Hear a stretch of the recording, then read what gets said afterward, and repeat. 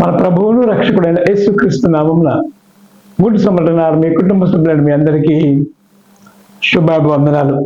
దేవుని యొక్క మహాకృపను బట్టి గతించిన వారమంతా దేవుడు తన కృపలో మనందరినీ కాపాడి సంరక్షించి మన బ్రతుకులో మరి యొక్క పునరుద్ధాన దినము దయచేసి ఆయన సన్నిధానంలో ఆయన బిడలుగా ఆయన నామాన్ని ఘనపరచడానికి, స్తుతించడానికి, ఆరాధించడానికి, మరి ముఖ్యంగా దేవుని యొక్క వాక్యముతో మన జీవితాలను సరిచేసుకోవడానికి దేవతి దేవుడు మనకు అనుగ్రహించినటువంటి యొక్క కృపను బట్టి మనమందరము కూడా దేవునికి వందనములు, స్తుతులు, స్తోత్రాలు చెల్లించవలసిన వారమై ఉన్నాము.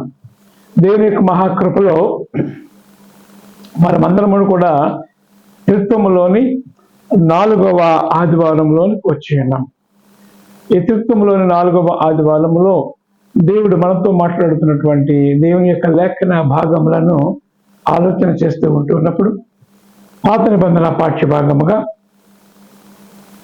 ప్రవక్త అయినటువంటి యెషయా గ్రంథము 55వ అధ్యాయము 17వ వచనము నుండి 19వ వచనము వరకు, అలానే 24వ వచనము 25వ వచనము కూడా మనకు ఇవ్వబడి ఉన్నది.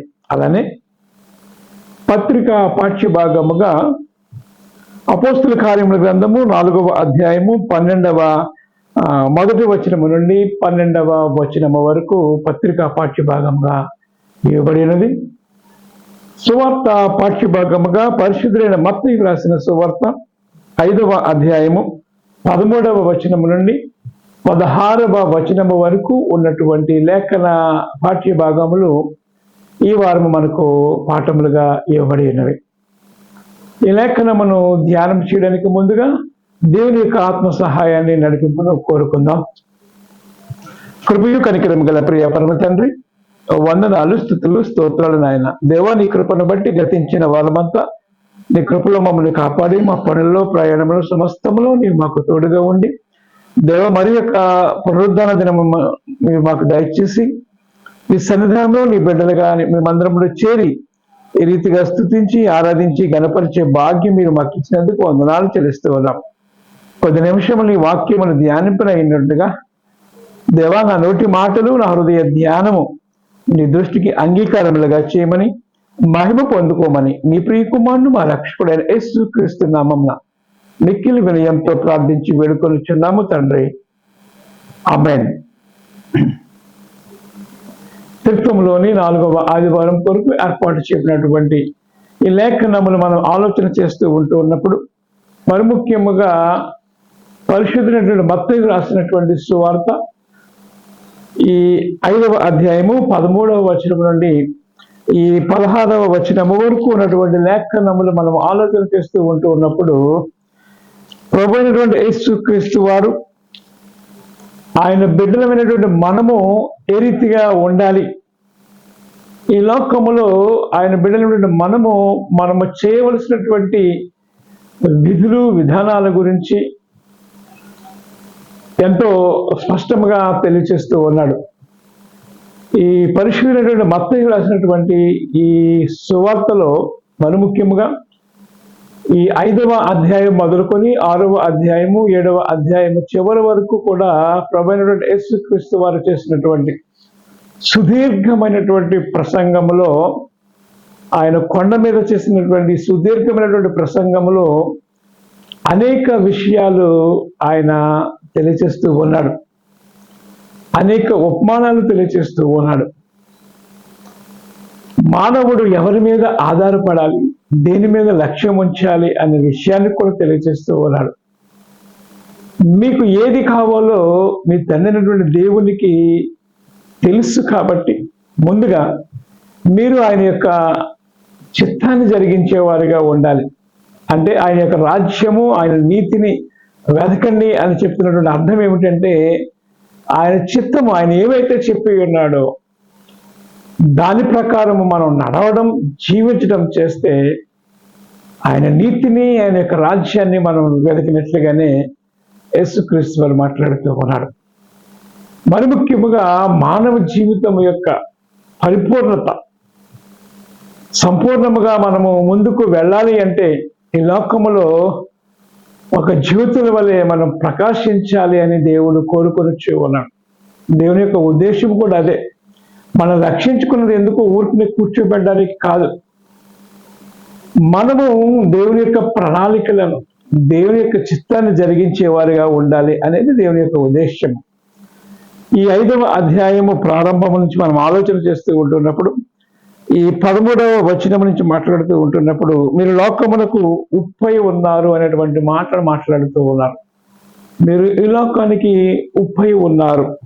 ఇంకా ఏమంటున్నారంటే, ఉప్పు నిస్సారం అయితే అది కేవలము దేని వలన సారము పొందును, అది బయట పారవేయబడి మనుషుల చేత త్రొక్కవేయబడికి కానీ మరి దేనికి పనికిరాదు. అది నిస్సారం అయితే, నీరు కట్టి ఉప్పు కడుపు చూస్తూ ఉంటున్నప్పుడు అది బాగా పొడిగా ఉన్నప్పుడు దాని యొక్క ఉపయోగం. అది నీరు కట్టేసి నీళ్లు కట్టేసినట్లుగా నీరు కారిపోతూ ఉందనుకో, దాన్ని మనం కూరలో కూడా వాడడానికి ఇష్టపడము. అంటే ప్రతి దానికి కూడా ఒక ప్రాముఖ్యత ఉన్నది, ఒక విలువ ఉన్నది. ఆ విలువను, ఆ స్థితిని అది కోల్పోతే అది పనికిరాదు. ఏదైనా అంటే ఒక పుష్పమైన దాని లైఫ్ టైం ఒక 24 hours మనం అనుకుంటూ ఉన్నప్పుడు ఆ 15-20 గంటల వరకు ఉంటుంది. ఆ తర్వాత వాడిపోతూ ఉంటారు. పువ్వు రాలను, గడ్డి ఎండిపోవును, పువ్వు వాడిపోవును అనేటువంటి మాటను దేవుడు మాట్లాడుతూ ఉన్నాడు. అయితే దేవుని వాక్యము ఎల్లప్పుడూ నిలిచేది. దేవుని వాక్యము మన జీవితానికి ఆధారము. దేవుని యొక్క వాక్యము మనలను సరైనటువంటి మార్గములో నడిపించే వాక్యము. త్రావకు వెలుగు అంటాడు, నా పాదములకు దీపమును త్రావకు వెలుగైనటువంటి మాట. ఈ ఉప్పు కూడా మీరు ఏమి చేసినప్పటికీ కూడా మీ సంభాషణ ఉప్పు వేసినట్లుగా ఉండాలి. అంటే ఉప్పు లేకపోతే అది నువ్వు లక్షలు పెట్టి పులస చేప కొన్నప్పటికీ కూడా ఉప్పుగా వేయకపోతే అది సారము కలిగి ఉండదు, చవి చప్పగా ఉంటుంది, టేస్ట్ ఉండదు. అలానే దేవుని బిడ్డలుగా ఉప్పు కూరలో ఎంత రుచికరంగా ఉంటుందో తగినంత వేసుకుంటూ ఉన్నప్పుడు, దేవుని బిడ్డలుగా మనమును కూడా అనేకులకు ఉపకారిగా ఉండాలి. ఉప్పు ఏ రీతిగా రుచినిస్తూ ఉందో మనము కూడా దేవుని బిడ్డలుగా అనేకులకు మనము ఉపకారిగా ఉండాలి అనేది దేవుని యొక్క ఉద్దేశమైనది. ఇంకేమంటే, మీరు లోకములకు వెలుగై ఉన్నారు, కొండ మీద ఉండు పట్టణము మరుగై ఉండనేరదు. రెండవ ఉపమానము, కొండ మీద ఉండు పట్టణము మరుగై ఉండదు. You are the light of the world. మీరు ఈ లోకానికి వెలుగై ఉన్నారు అనేటువంటి మాటను జ్ఞాపకం చేస్తూ ఉన్నాడు. ప్రభువైనటువంటి యేసుక్రీస్తు వారు కూడా నేను లోకానికి వెలుగై ఉన్నాను అనేటువంటి మాటను జ్ఞాపకం చేస్తున్నాడు. నా యందు విశ్వాసం ఉంచి నా మార్గంలో నడిచేవాడు ఎంత మాత్రం కూడా చీకట్లో వెళ్ళడానికి అవకాశం లేదు. వాడు కూడా వెలుగు సంబంధిగానే ఉంటాడు. అంటే దేవుని బిడ్డలుగా మనం ఎవరమై ఉన్నామంటే మనం వెలుగై ఉన్నాము. ఎవరికి? ఈ లోకానికి మనం వెలుగుగా ఉండాలి. నశించిపోతున్నటువంటి జనాంగానికి మనం ఒక మార్గదర్శిగా ఉండాలి. తిరిగి అగ్నిలోని లాగినట్లు కొందరు లాగండి అనేటువంటి మాటను జ్ఞాపకం చేసుకుంటూ, నశించిపో వారందరినీ కూడా మనం రక్షించి సరైనటువంటి మార్గంలో మనం నడిపించాలి. జీవ మార్గంలోనికి మనం నడిపించాలి. మనము సహోదరుని ప్రేమిస్తూ ఉన్నాము కనుక ఆత్మ సంబంధమైనటువంటి వరములను అపేక్షిస్తూ దేవుని యొక్క నామాన్ని ఘనపరుస్తూ, ఒకవేళ మనము కూడా తొలగిపోతున్నామేమో జ్ఞాపకం చేసుకుంటూ, అగ్నిలో నుండి లాగినట్లు కొందరైనా మీరు రక్షించాలి. అది దేవుని యొక్క ఉద్దేశ్యము. అంటే మనం వెలుగుతూ ఉండాలి, అనేకులను వెలిగిస్తూ ఉండాలి. అది దేవుని యొక్క ఉద్దేశమైనది. కొండ మీద ఉండు పట్టణము మరుగై ఉండనేరదు. కొండ మీద ఉండు పట్టణము. మనం ట్రైన్స్లో వెళుతూ ఉన్నప్పుడు, లేక హైవేస్ మీద బస్సులో వెళుతూ ఉన్నప్పుడు, పర్వత ప్రాంతాలకు వెళుతూ ఉంటున్న సమయంలో ఆ నైట్ టైం వెళుతూ ఉంటున్నప్పుడు లైటింగ్ చాలా కనులకు విందుగా ఉంటూ ఉంటుంది. ఒక మాటలో చెప్పాలంటే, మనం వైజాగ్ రైల్వే స్టేషన్ నుంచి వస్తూ ఉంటున్నప్పుడు కొండలు కనిపిస్తూ ఉంటాయి. అలానే విజయవాడ రైల్వే స్టేషన్ నుంచి వస్తూ ఉన్నప్పుడు ఆ గుణదల ఆ ప్రాంతాల్లో ఉన్నటువంటి కొండ మీద ఉన్నటువంటి ఆ యొక్క హౌసెస్ లోంచి వస్తున్నటువంటి వెలుగు దగదగలు మనం చూస్తూ ఉంటున్నప్పుడు ఎంతో ప్రెజెంట్గా ఉంటూ ఉంటుంది. ఓహో, ఇక్కడ నగరం ఉంది అనేటువంటి రీతిగా మనం ఇట్టే గుర్తుపట్టేస్తూ ఉంటాం. అలానే మనమును కూడా వెలుగుగా ఉంటే, వీడి క్రైస్తవుడు, దేవుని సంబంధి, వెలుగుతూ ఉన్నాడు, వెలిగింపబడుతూ ఉన్నాడు, అనేకులకు వెలుగు ఇస్తూ ఉన్నాడు అని అనేకులు మనల్ని గురించి సాక్ష్యం చెప్పుకోవాలి. ఇదే అంటూ ఉన్నాడు, ఇంటిలో ప్రార్థన, గదిలో ప్రార్థన, బయట సాక్ష్యము ప్రతి క్రైస్తవునికి ఉండాలి అనేది దేవుని యొక్క ఉద్దేశమై ఉన్నది. మనము దేవుని యొక్క గుణగణములను ప్రచురించే నిమిత్తము ఏర్పరచబడినటువంటి వారము అనేటువంటి మాట పేతురు మాట్లాడుతూ వచ్చాడు. రాజులైన యాజక సమూహము ఒకప్పుడు దేవుని ప్రజగా ఉండక చీకటి ఉన్నటువంటి మనలను తన ఆశ్చర్యకరమైనటువంటి వెలుగులోనికి ఆయన మనల్ని పిలుచుకున్నాడు. ఎందుకో తెలుసా? దేవుని యొక్క గుణగణములను ప్రచురము చేయు నిమిత్తము. ఎందు నిమిత్తముగా? దేవుని యొక్క గుణగణములను ప్రచురము చేయు నిమిత్తము. మనము రాజులైన యాజక సమూహము, పరిశుద్ధ దేవుని జనాంగము, we are the kingdom of God. మనము దేవుని యొక్క సొత్తై ఉన్నాము, దేవుని యొక్క ప్రజలమై ఉన్నాము, దేవుని యొక్క బిడ్డలమై ఉన్నాము. కాబట్టి మీరు దేవుని యొక్క గుణగణములను ప్రచురం చేసేవారుగా ఉండాలి. కొండ మీద ఉండు పట్టణము మరుగై ఉండనేలదు. రోమాపత్రిక యేసుక్రీస్తు అంటున్నటువంటి మాటలు మనం ఆలోచన చేస్తూ ఉండే 8వ అధ్యాయం 12వ వచనంలో మత్తయి సువార్త మనం ఆలోచన చేస్తూ ఉంటాం. నేను లోకానికి వెలుగై ఉన్నాను, నన్ను వెంబడించి వాడు ఎంత మాత్రము కూడా చీకటిలో ఉండడానికి వీలు లేనటువంటి మాటను చూస్తూ ఉన్నాం. మత్తయి సువార్త 4వ అధ్యాయం 16వ వచనం కూడా మనం చూస్తూ ఉంటున్నాం. చీకటిలో ఉన్నటువంటి వారందరికీ వెలుగునిచ్చుటకై, చీకటిలో సంచరిస్తున్న వారికి వెలుగునివ్వడానికై మనకు యేసుక్రీస్తు లోకానికి వచ్చి ఉన్నాడు. చీకటిలో నడిచిన జనులు గొప్ప వెలుగు చూచెదరు. ప్రభువైనటువంటి యేసుక్రీస్తుని గురించినటువంటి ప్రవచనాలు మనం ఆలోచన చేస్తూ ఉంటున్నప్పుడు, యెషయా గ్రంథాన్ని మనం ఆలోచన చేస్తూ ఉంటున్నప్పుడు, అక్కడ కూడా 9వ అధ్యాయం మనం చూస్తూ చీకటిలోను మరణాఛాయ లోయలలోనూ సంచరించి వారికి గొప్ప వెలుగునిచ్చేవాడుగా యేసుక్రీస్తు లోకానికి రక్షకుడిగా రాబోవచ్చు ఉన్నాడనే విషయాన్ని ప్రవచనాలు మనం చూస్తాం. ఎవరి వెలుగు? యేసుక్రీస్తు వారు. ఎవరికి వెలుగు? చీకటిలో ఉన్న వారికి. చీకటి అంటే సూర్యుడు లేడనా? కాదు. చీకటి కార్యాలలో జీవితాలు నాశనం చేసుకుంటున్న వారు. ఈ లోకములోనికి సూర్యుడు ఏ రీతిగా కాంతినిస్తూ ఉన్నాడో, నశించిపోతున్నటువంటి జనాంగాలకి దిక్కు మొక్కు లేకుండా, వారి జీవిత గమ్యం ఏమిటో కూడా తెలియకుండా పోతున్న వారికి ఒక దిక్సూచి వలె యేసుక్రీస్తు లోకానికి వెలుగుగా వచ్చాడు. ఆయన వెంబడిస్తున్నటువంటి మనము కూడా వెలుగు సంబంధులుగా ఉండాలి అనేది దేవుని యొక్క ఉద్దేశం. ఈరోజు పాఠం అంతా కూడా అదే. వారి ఎదుట మీ వెలుగును ప్రకాశించనివ్వండి. ఎవరి ఎదుట? ఈ లోకములో అన్యుల ఎదుట, ఈ లోకములో దేవుని ఎరగినటువంటి అన్య జనాంగం ఎదుట, క్రైస్తవేతరుల ఎదుట ప్రేమ కలిగి, స్నేహభావము కలిగి, సోదరభావము కలిగి ఉండాలి. ప్రతివాడు తన సొంత కార్యాలు మాత్రమే కాదు కానీ ఇతరుల కార్యాల్లో కూడా పాలు పంపులు పొందుకోవాలి. యేసుక్రీస్తు వారు అదే చేశారు. మనమును కూడా దేవుని యొక్క వాక్యం అనేక సందర్భాల్లో మనం చూస్తున్నాం. యాకోబు పత్రికలో నిజమైన భక్తి ఏదనగా అని మాట్లాడుతూ ఉంటాడు. దిక్కులేని పిల్లలను, విధవరాలను, అనాథలను చేరదీస్తూ వారి అవసరంతో పాలు పంపులు పొందుకుంటూ ఇహలోక మాలిన్యముని కంటకుండా ఉండటే దేవుని యొక్క ఉద్దేశమైనది. అది నిజమైన భక్తి. వాట్ ఇస్ ద భక్తి అంటే ఏంటి అంటే, నీ మత్తుకు నువ్వే జీవించడం కాదు, నువ్వు లోకానికి వెలుగుగా ఉండాలి, ఇతరులకు ఉపయోగపడే రీతిగా ఉండాలి, ఇతరుల యొక్క అవసరతలో పాలు పంపులు పొందుకుని తద్వారా దేవుని యొక్క రాజ్యాన్ని ప్రకటించేవారుగా ఉండడానికి అవకాశం ఉంది. పూర్వకాలంలో బ్రిటిష్ వారు అవ్వచ్చు, లేకపోతే మిషనరీస్ ఎవరైనా అవ్వచ్చు, వారు డైరెక్ట్గా దేవుని యొక్క వాక్యాన్ని మాత్రమే కాదు కానీ వారి క్రియారూపంలో దేవుని యొక్క వాక్యాన్ని వారు ప్రకటించారు. దేవుని యొక్క ప్రేమను వారు చూపించారు. క్రియలు లేని విశ్వాసం వ్యర్థము అని దేవుని యొక్క వాక్యం సెలవిస్తూ ఉంది ప్రియమైన వాళ్ళ. కాబట్టి మనం క్రియారూపములో విశ్వాసాన్ని చూపించాలి, దేవుని యొక్క ప్రేమను చూపించాలి. మీ అందరికీ తెలుసు, యాకోబు పత్రికలో కూడా ఈ లేఖనాలు మనం చూస్తూ ఉన్నాం. కాబట్టి దేవుని బిడ్డలుగా ఈ ఉదయకాల సమయంలో మనుష్యులు మీ సత్క్రియలను చూచి ఏమంటే మీరు లోకమునకు వెలుగై ఉన్నారు, కొండ మీద ఉండి పట్టణము మరుగై ఉండనేరదు అని మాట్లాడుచు ఏమంటుంటే, మనుషులు దీపమును వెలిగించి కొంచెం క్రింద పెట్టరు కానీ అది ఇంట నుండి వారందరికీ వెలిగించుటకై దీపస్తంభం మీదనే పెట్టుదురు. మనుష్యులు మీ సత్క్రియలను చూచి పరలోకమందున్న మీ తండ్రిని మహిమపరిచినట్లు వారి ఎదుట మీ వెలుగును ప్రకాశింపనీయుడి. ఇది చాలా ప్రాముఖ్యమైనటువంటి అంశము.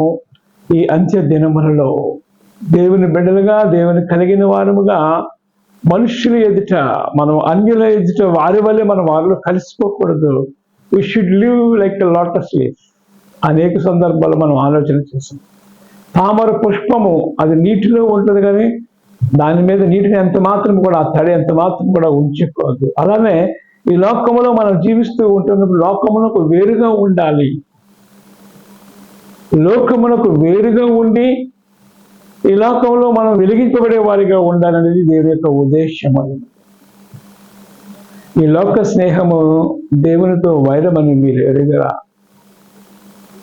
మీరు క్రీస్తు కూడా లేపబడిన వారైతే పైన వాటినే వెలుగుడి. అక్కడ దేవుడు కృపాశ్రమను ఆశ్రయ ఉన్నాడు. నీవు నేను కూడా ఒకనొక దినాన్న ప్రభు యొక్క పిలుపును అందుకున్నప్పుడు మనకు సరైనటువంటి నిశ్చయితం లేకపోతే, నేను నిజంగా వెళుతానా అనేటువంటి మనం ఆలోచన చేస్తూ ఉంటున్నప్పుడు నీకు ఎవరో చెప్పక్కర్లేదు, వెంటనే సరిదిద్దుకుంటాం. ప్రియమైన వాళ్ళ మన షర్ట్కి మురికి ఉన్నప్పుడు అలాగే వెళ్ళిపోతామా? వైట్ షర్ట్ వేసుకున్నప్పుడు మురికిని కడుక్కుంటాం. అలాగనే ఈ ఉదయకాల సమయంలో దేవుడు మనతో మాట్లాడుతూ ఉన్నాడు. నీ క్రియలు ఏమయ్యాయి?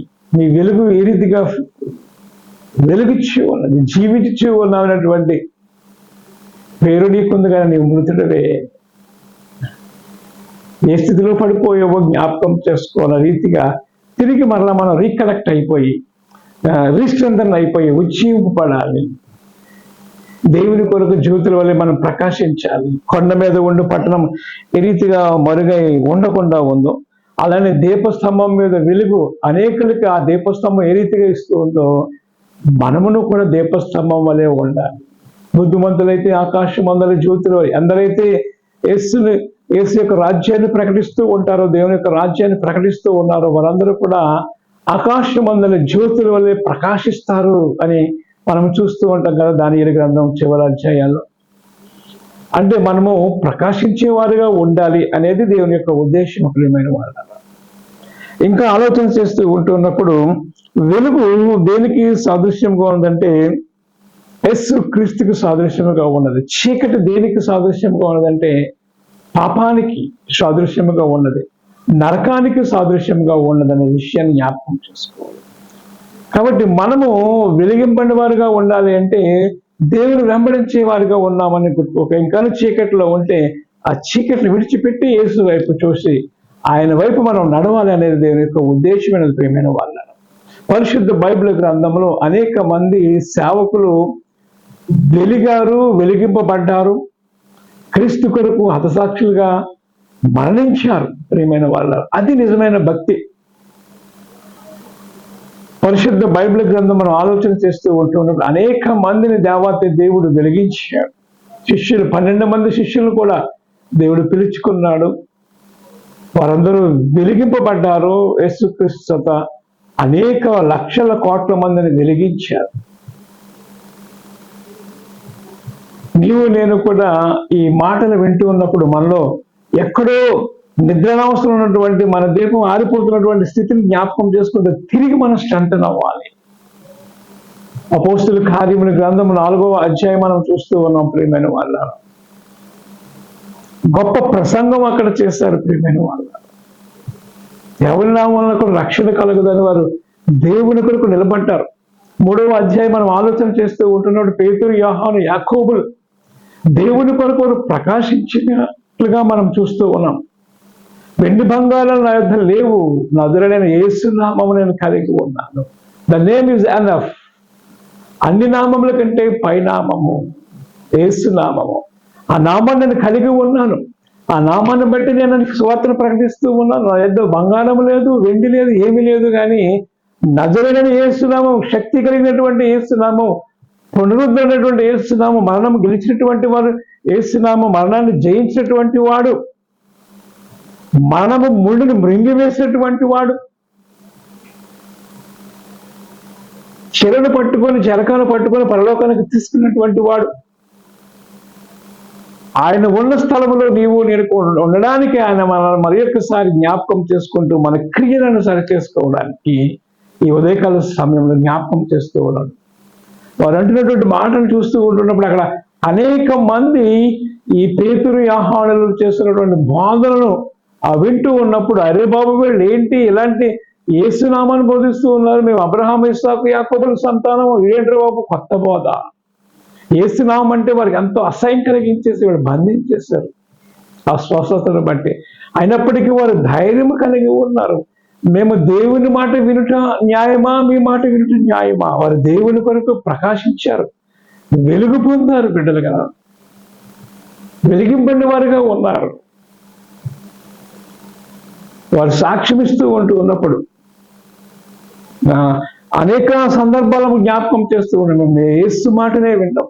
అరే బాబు మేము మా ఇష్టం వచ్చినట్టు కార్యం జరిగిన యేసు నామాన్ని బట్టి వాడికి స్వస్థత కూర్చుంది. ఎవరి నామము? యేసు నామం. మరి ఎవరి వలన కూడా స్వస్థత కలగలేదు అని వారు ఘంటాపదంగా చెప్పి క్రీస్తు కొరకు జీవించారు, క్రీస్తును ప్రకటించారు. ప్రియమైన వాళ్ళ ఇంకా ఆలోచన చేస్తూ ఉన్నప్పుడు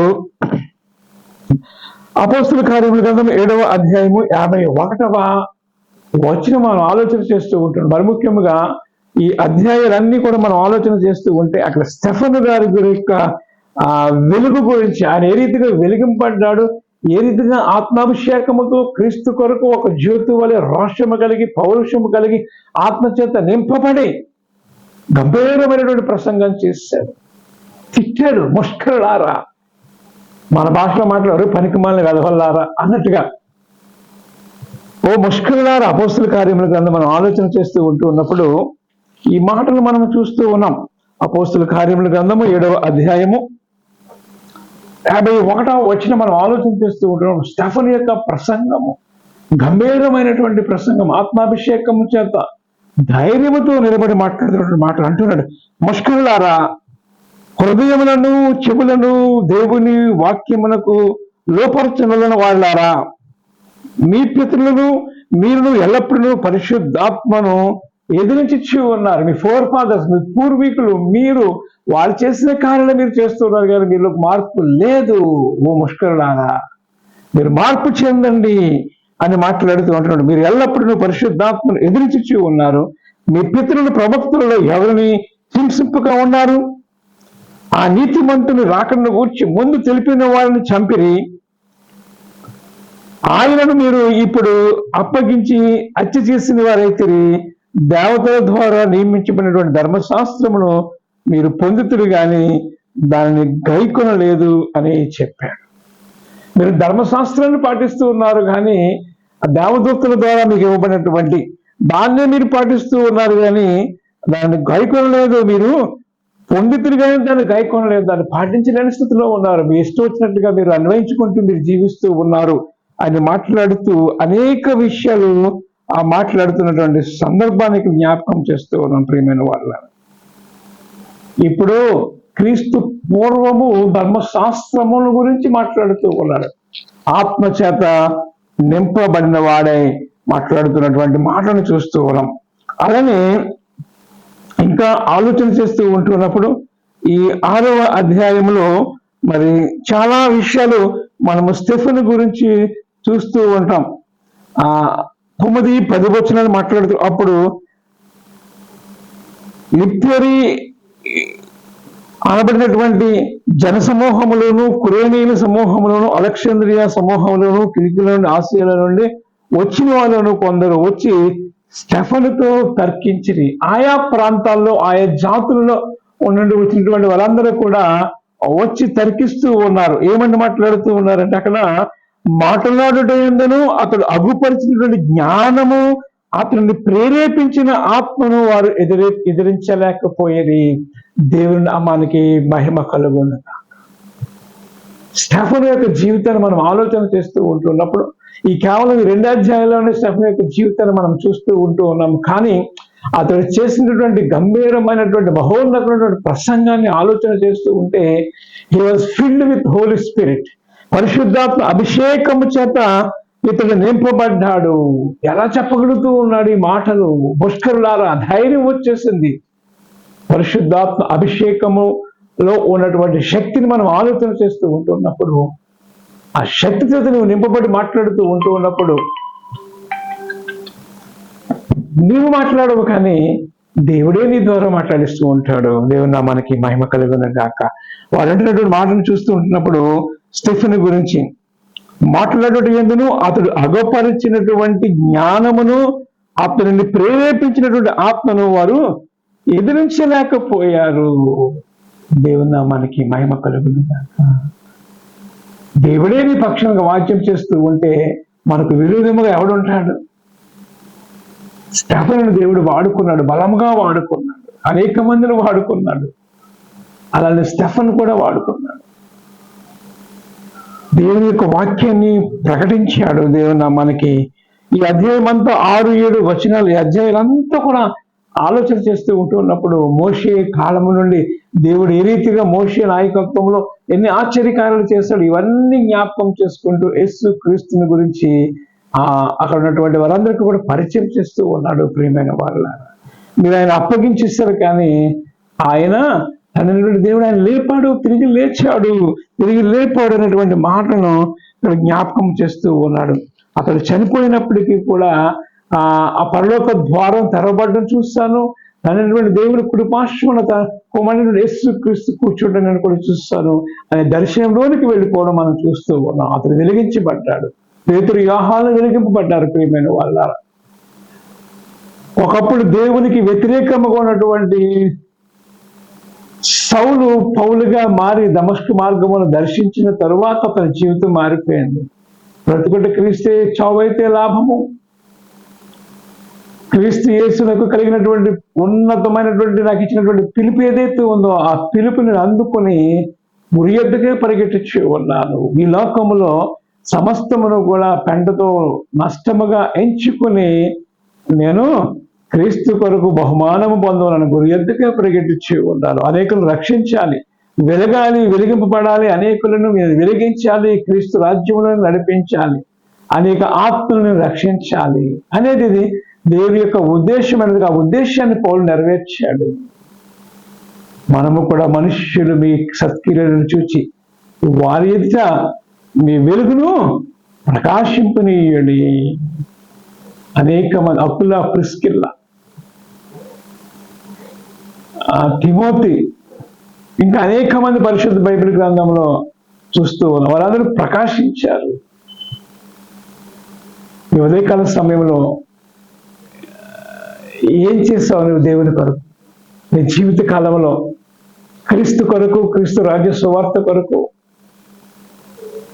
ఏమైనా చేసావా? ఎంతమందికి నువ్వు రక్షణ సువార్తను ప్రకటించావు? ఎంతమంది ఆత్మలను రక్షించావు? ఎంతమందికి బాప్తిస్మం ఇచ్చావు?